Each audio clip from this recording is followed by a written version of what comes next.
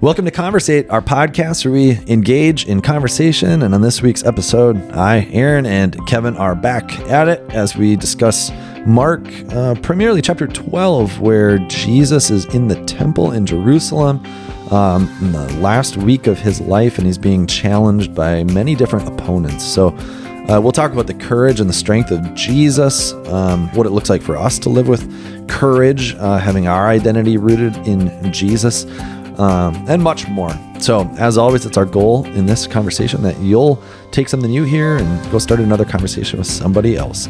As always, we hope you enjoy it. Kevin, buddy. Hey, Pastor Aaron. Greetings. 2024 greetings to you in the Lord. Oh, well, thanks, my good sir. Yeah, I appreciate that.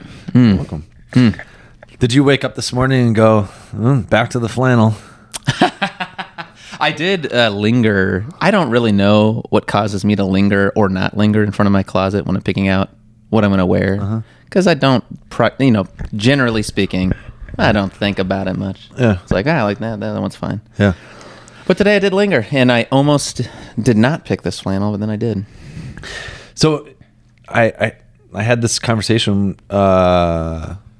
it was with my brother, but I've had the conversation more than once with other people. But it was while I was gone last week. I was down in Texas for my grandpa's funeral, and I was hanging out with my brother, and I don't know why it came up, but I said something about like the fact that you and I still like we wear our albs even at the contemporary service, like playing guitar and drums and stuff. Yeah.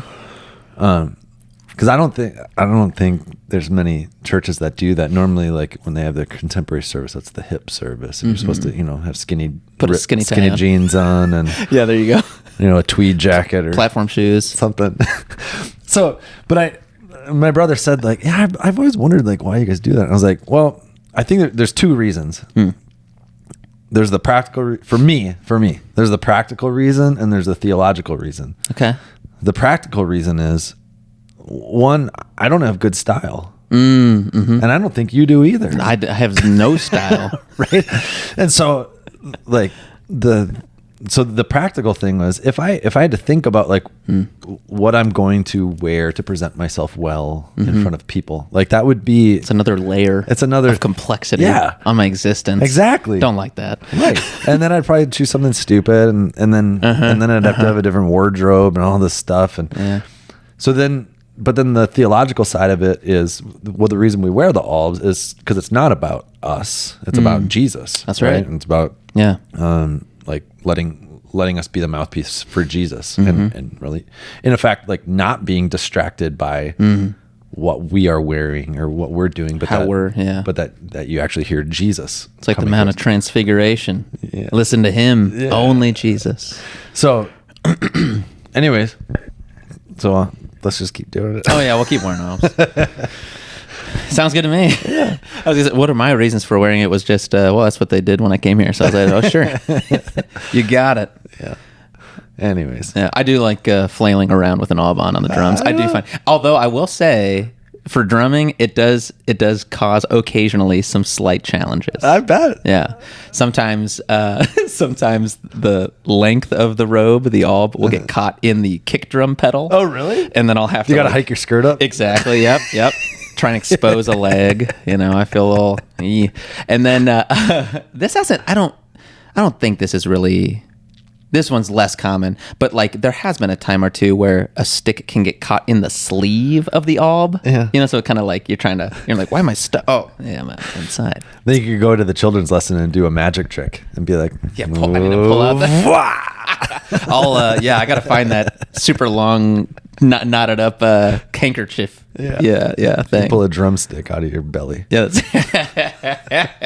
That's all. I should just be prepared because we were missing a box this last Sunday, and maybe that's what I should, if just in case a box is missing. What can I pull out of my sleeve? That's right. Yeah. What's in Pastor Kevin's hall? Well, we'll keep that on the drawing board for now. Yeah, right. That's funny. Well, it's good to have you back, buddy. Yeah. Hey, when I got back, you want to see the newest addition to my office? Yeah. Check this. Ooh. I've never seen something so cool. You have to hold it up for the folks at home. Check this out. Ooh. Minnesota Vikings mini cornhole. Handheld. Handheld. That's like handheld. Yeah. That's like- and then I got a bag of bags, like miniature bags. So is this called kernel hole? Because it's not the whole corn. Yeah, exactly. It's the miniature version. I always called this game bags, but I don't think people around here do. People call it cornhole. I think guess. officially it's called cornhole, right? Like think so. on ESPN, if you're gonna. Like for the pros. Yeah, exactly. Yeah, I think there's professional cornhole.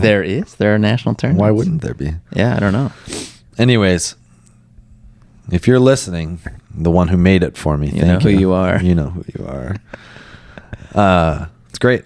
I love it. So It's fitting. If you have not yet been to Aaron's office, he has not like a ton, but there's an assortment of games. yeah, There's different activities. challenges of dexterity. Yeah, activities, is a good way to put it. Yep. I don't want anybody to be bored. Yeah, we haven't done magnet darts for a long time. We haven't. No, That should probably happen. That's a great game. Next staff meeting. All right, I do declare. magnet darts. Here's the. Grab one of those magnets real quick. Yeah, I got you. So I have a magnetic whiteboard in my office, and I don't know why the whiteboard came with these. Not for it's yeah, so you can pin up things, I guess. Yeah, so these little circles and they're magnets. So every once in a while, I'll draw a dartboard on the whiteboard with whiteboard markers, and then we toss these. I'm trying not to spill our my coffee. And Oh, see, and missed. that's the That challenge right bounced there. off. Yeah, it bounced off. Yeah, you couldn't see it, but you got to get it just right for it to stick. You got to stick the landing. Yep. And We're making it sound like we don't work around here. well, I was just about to say, what the key to that strategy is in that game. What? You got to get right to the heart of the target. Boom. Look at that. We're working the whole time. You know, I've landed one from out by the water cooler before. Have you? Yeah. We should, dude. If you need to pencil that on the wall, kind of like height of your kids. There should be like A mark. pencil marks of this Little piece of tape was on the floor. the record. This date. That's a great idea. I would like to attempt to go further. You should. Next Monday, All I'll right. be here. All right. Deal. Yeah, right to the heart of the matter. Hey, first of all, though, your conversation with Trish last week was awesome. It was yeah. really cool. Yeah, it was fun to have her on. Shout out Trish. Yeah. Sounds like she'll be listening to this in a few months. So that's right. Yeah, she's working. She's a little behind. Trying to catch up. But John, he might be listening right now. Might be. But yeah, you know what? In this, I don't know if I said it on that episode with her in particular, but like, just I might have said it to her after. Like, when you go to a church, you attend a church, you're a member at a church, whatever. It's like there's people who you see a lot, but there's such a big difference between like seeing someone and like just sitting down and having a conversation. And it was so strange and cool because like I felt like I knew Trish. I mean, I'd even taught one of the sessions of adult class, that she sat in on, the new members class. But I hadn't really sat down just with Trish to have a conversation. And it was delightful. Yeah. So, if there's people you've been seeing for a long time, be like, hey, you want to grab a donut? Yeah. And pop over. And it's just interesting, the things you'll learn and discover. And yeah. For sure. Yeah. I mean, I feel like I hardly know you. I know. And you know so much. Yeah. Anyways. So, Mark. Yeah, Mark 12. 12. I was about to say 10. I'm behind Mark 12. Well, it gets a little mixed up because we're going to go back in time next week. That's right. Marty McFly style. Yeah. Maybe I'll do that as the intro. You have to. I'll just have him play some Huey Lewis in the News as I'm walking up to the pulpit. Yes. Gonna go back in time. What's your favorite Back to the Future? That's a fantastic question, and I probably have to say the first one. Yeah. I mean, like that's I'm- where I'm he actually contractually goes to the obliged. future, right? And has the hoverboard and stuff like that. Yeah, but in the second one, he goes back to the future. Right. No, sorry. The first one, golly, what is the first? The second one is the hoverboard. The first one is when he goes back in time. Oh yeah. Yeah, so the first one is when he goes back to like he meets his mom and they're like the same age and all that kind of jazz. Yeah. He's kind of stranded. That's the first one. Number 2 is like the Back to the almost Future. And post-apocalyptic. And then the third one's the Wild West yeah, one. the third one goes off the rails, literally, with a train.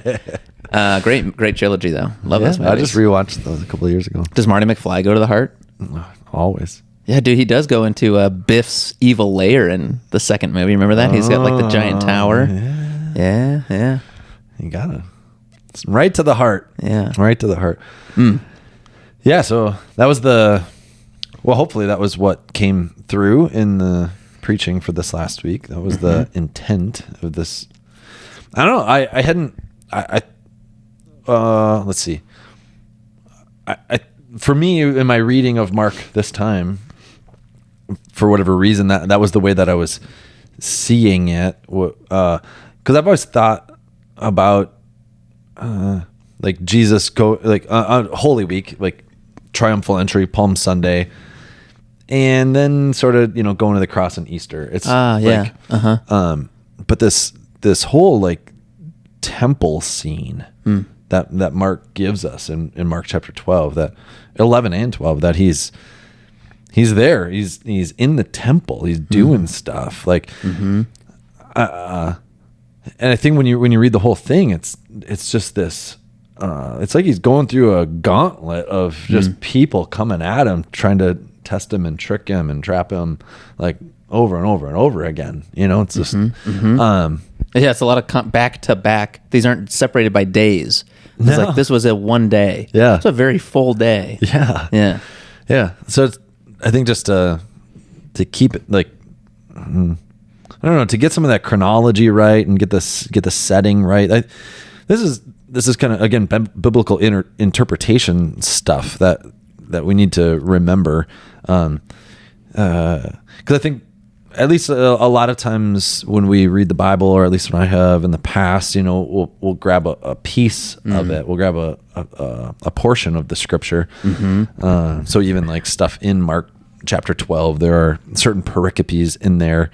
Like the render unto Caesar what is Caesar's, and what give to God what is God's. Right. Like, I mean, I think I've preached on that. I've heard sermons about just that piece of like, should we pay taxes? What's the role of the government? And we do this whole expansive thing, but we forget like what's going on here. Like this is Holy Week. Jesus is in the temple. Like he's challenging authority, and they're coming to like challenge his authority. They're trying to just trick him. Like that's actually what's going on. Sure, you can expound and go to those other places and make these kind of leaping applications that are true, but really getting to the heart of it, like we need to remember the context as well. Well, and that's kind of been our style too, I think, in this whole sermon series. We as opposed to taking pull a text out from here or from there, make application, where we've been really journeying with Jesus. It's sort of been the pace, the invitation to the congregation, like, hey, let's just kind of walk. Let's just be his shadow here, in the season of Lent and see what he's up to. And it does get interesting when you get into Holy Week. And like you said, it's not Palm Sunday, Monday, Thursday, Good Friday, Easter, right? Like it's not those 4 events. I mean, it is, but there's a lot more going on in between. And you see the days that are so full, and even recognizing that I think all of the Gospels, like a third, almost up to a half of their length is dedicated to 1 week. Yeah. So it's like, whoa, we're really focusing in on some key stuff here. And and so part of this narrative for Jesus, is, like you said, was this motif that's sort of been sprinkled all the way through, but now it's really coming to a head of there's a power struggle here. Yeah. Yeah, and especially this is really a theme in Mark, and it started right in chapter 1 when he's teaching as one who has authority and not as one of the scribes. That's right. Like that's how Mark came out of the gate describing Jesus in his first episode of like public teaching. So this whole idea of like Jesus being in authority, authority over demons and sickness and death and winds and waves and all that stuff. Now it's like, okay, well, there are people who are in authority. There are religious figures who are in authority over the religious life, what about them? Does Jesus have authority over them, or is he like subjected to them? Yeah, what's it going to look like when they face each other? Right. You even could sort of had us imagine this. I think on a Conversate episode, not in a sermon, you alluded to it when we were doing Herod versus Jesus. Okay. Because in Mark's gospel, Jesus will never encounter Herod, right? Right. Like they never come In face Mark, to face. right. In other gospels, they do though, and you sort of like tease that out. That it's the same question: who's really the authority here? Who's subject to who? You know.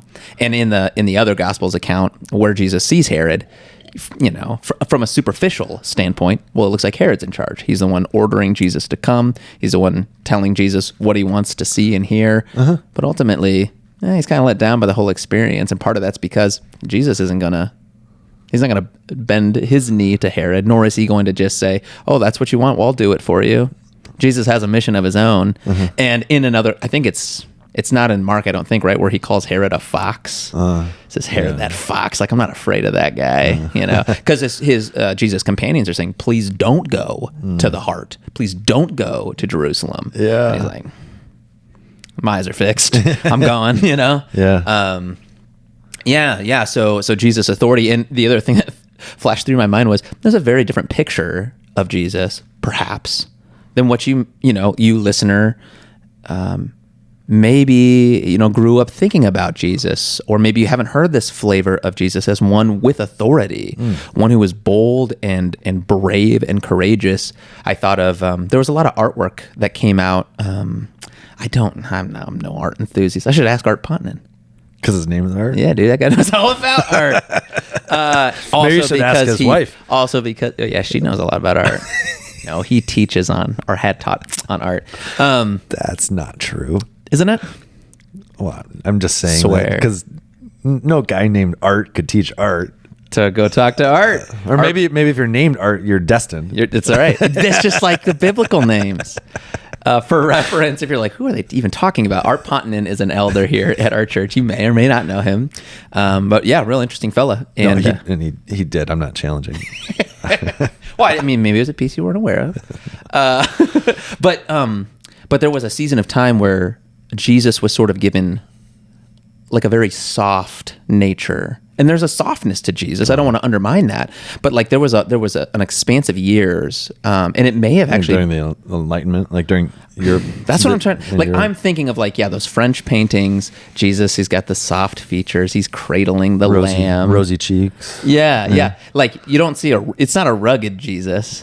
It's not it's also not even a Jewish Jesus in terms of ethnicity. And again, I want to reinforce like. There is a softness to Jesus, and I hope you know that side of him too. But don't you dare for a minute think that Jesus is a softy, you know, like that is him holistically, because there's this grit and strength and courage and bravery that he's basically showing us again and again in this section. Well, I think, but that's, you know, where does courage or bravery come from? Like true, like this. The true strength comes from knowing,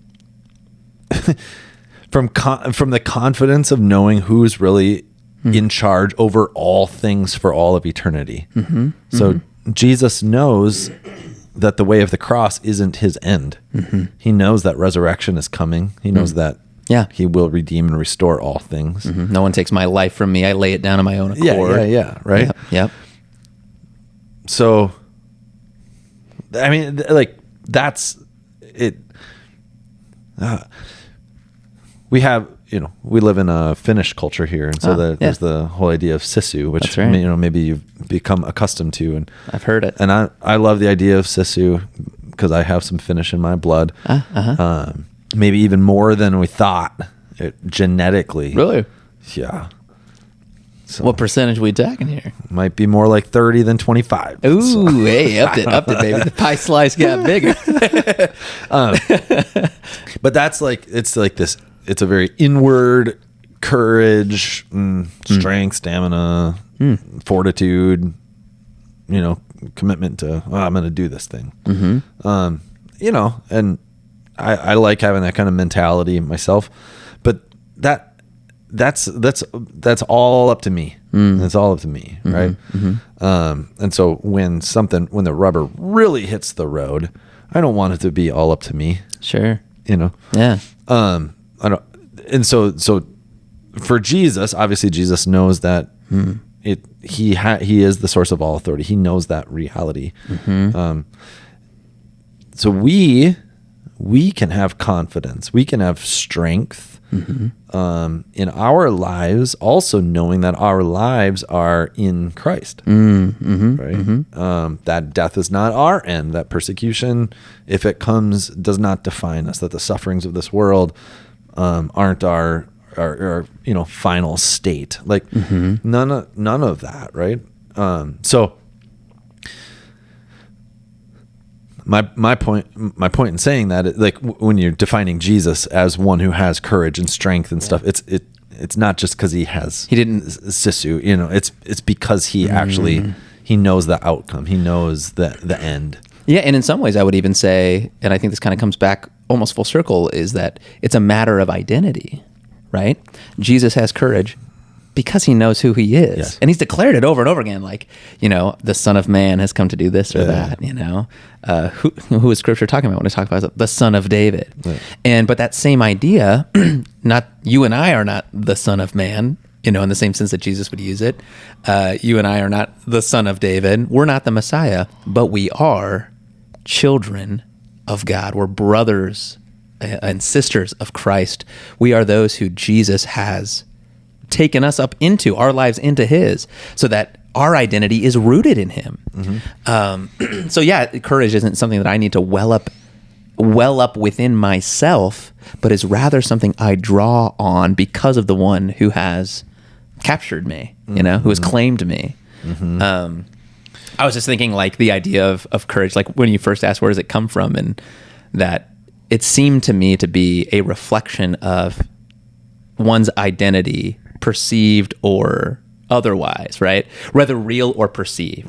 Because even sisu, in some ways, it's sort of a reflection of a communal identity. Like, because I am part of this people, I have this. Yeah. And you say that, you can say that to yourself, and it actually might have some merit, you know what I'm saying? Yeah. Like, there's something to, I guess other Finnish people could do it. I can do it. Well, yeah, like there's a connection, I think, between our identities, like who we tell ourselves, who we convince ourselves we are, and what we're capable of doing. I do think there's a connection between identity and doing.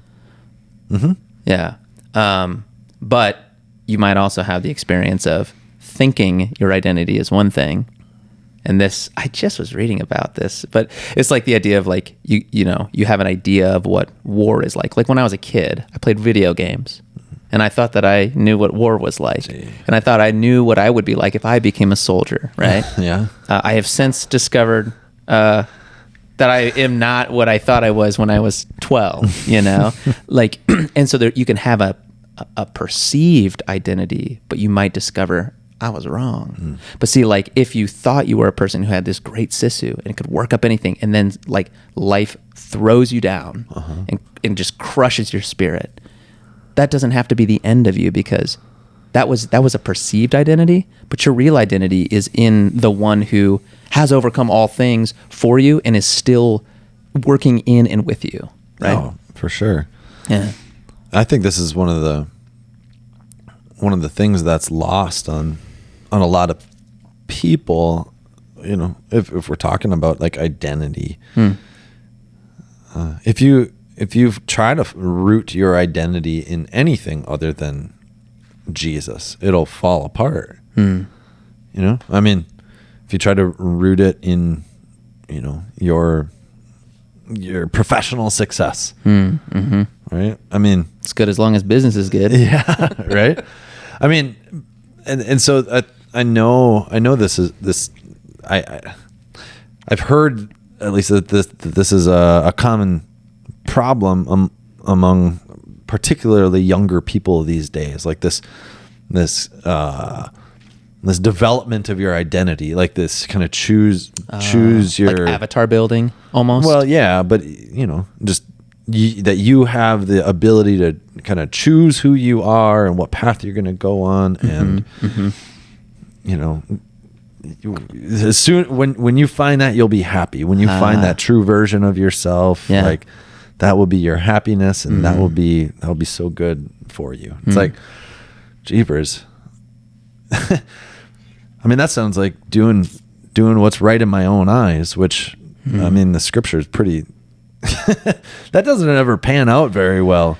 Not typically. It feels good for a while. You can believe yourself. Like if you're isolated in that sort of scenario, you can think this is good. But once you get around community, that's when usually it's from the outside in that it's discovered, dude, that's off. Like, no. And what you're, I think, hinting at is that problem in today's culture. There's sort of this thing that says, don't listen to the haters. Don't listen to the naysayers, right? Don't let anybody question your identity, who you are. That's exactly it. And so it almost fuels that drive to isolate yourself further from community, right?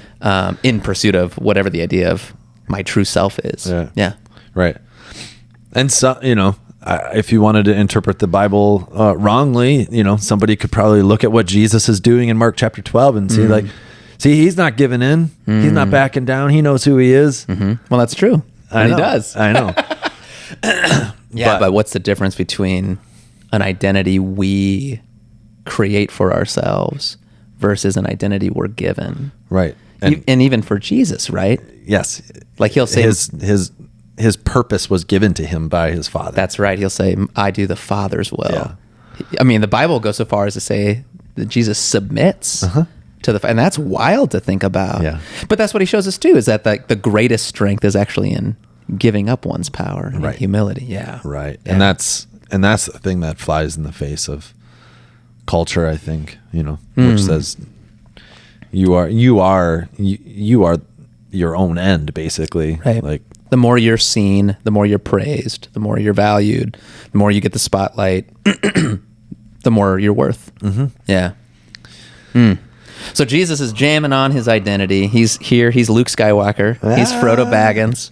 Do you like those? You like those movies? Oh. Have you seen them, or did I spoil them for you? You did not spoil them for me, but I do have a really bad habit of not seeing movies like that you should have seen by X date, and being like, I don't want it to be because I hate movies getting spoiled. Oh, really? But I totally own that's really what is. Have you not seen Star Wars? Oh, I've seen them. I've seen them all, baby. I've seen those movies. Okay.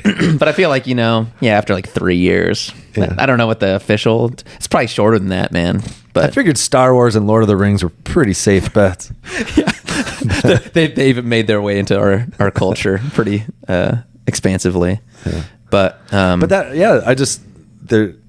So if you're listening to this or watching this apart from Sunday mornings or years from now, when I was preaching about Mark chapter 12 about Jesus entering Jerusalem to go and die on the cross for us, he went to the temple in Jerusalem, and for the Jews, the temple was this was the place. Yep. Like this was the spot. This was where the Holy of Holies was. This is where your ritualistic worship happened. This is where you came. If you could get there, like this is a big deal. That's right. And Herod the Great, he had expanded the temple.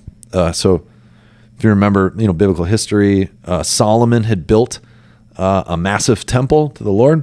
That was destroyed by the Babylonians. God's people were sent into Babylonian exile for 70 years. They came back. This would be, 500 some years before Jesus, and they rebuilt the temple. This was Ezra and Nehemiah. You can read about it there.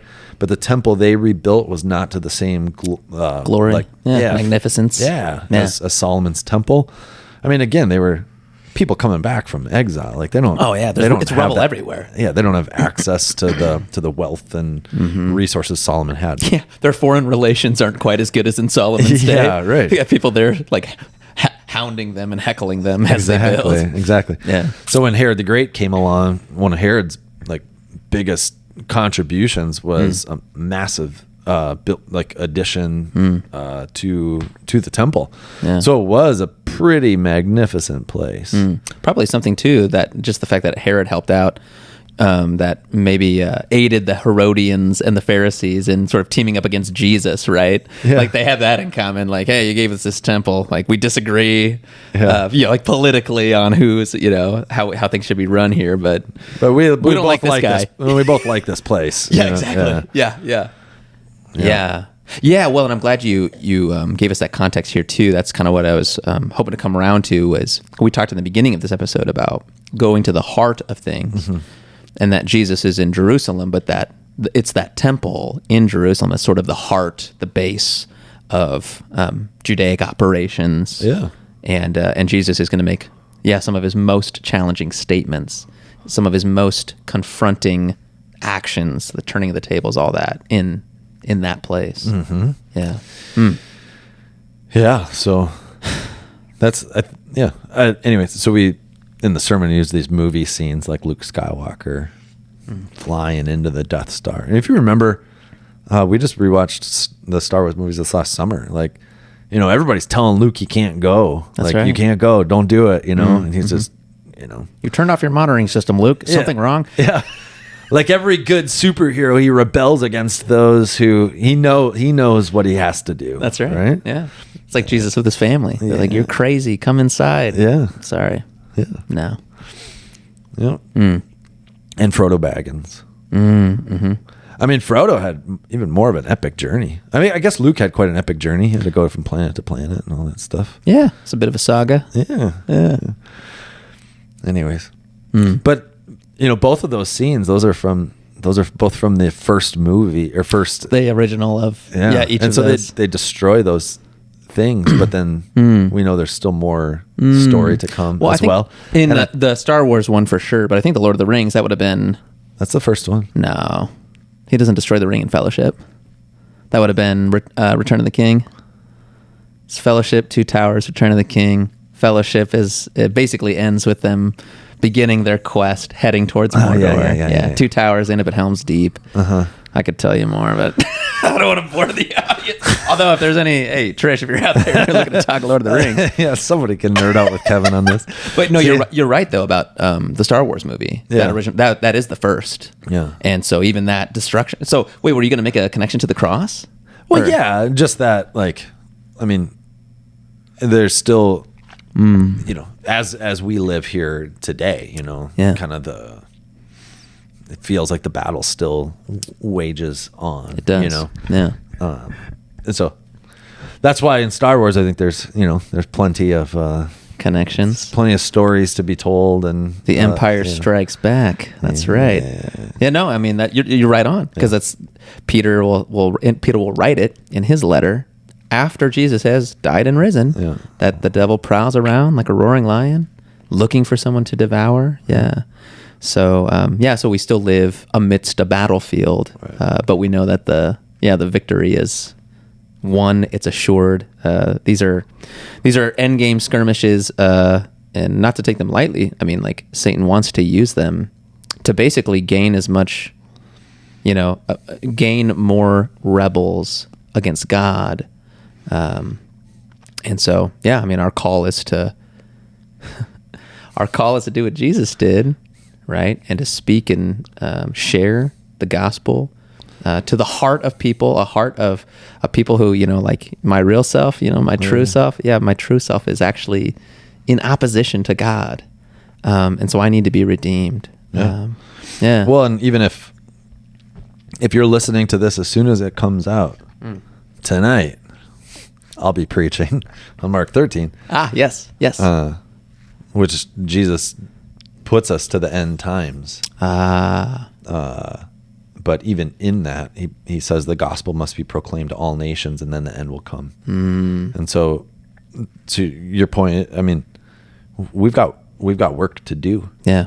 There's people who don't know that a victory has been won. Yeah. There's people still living oppressed by a false identity. Yeah. Yeah. Yeah. And how will they know?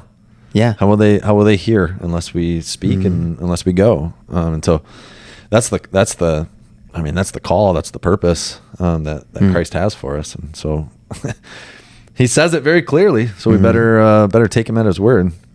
Well, I thank you for the teaser. Yeah. Looking forward to hearing. We're almost to the end of our Markin journey. Yeah. So it's been fun, but I hear there's maybe more down the pike, but I don't want to reveal too much right now. All right. Hey, cheers, buddy. Cheers, man. All right. Peace.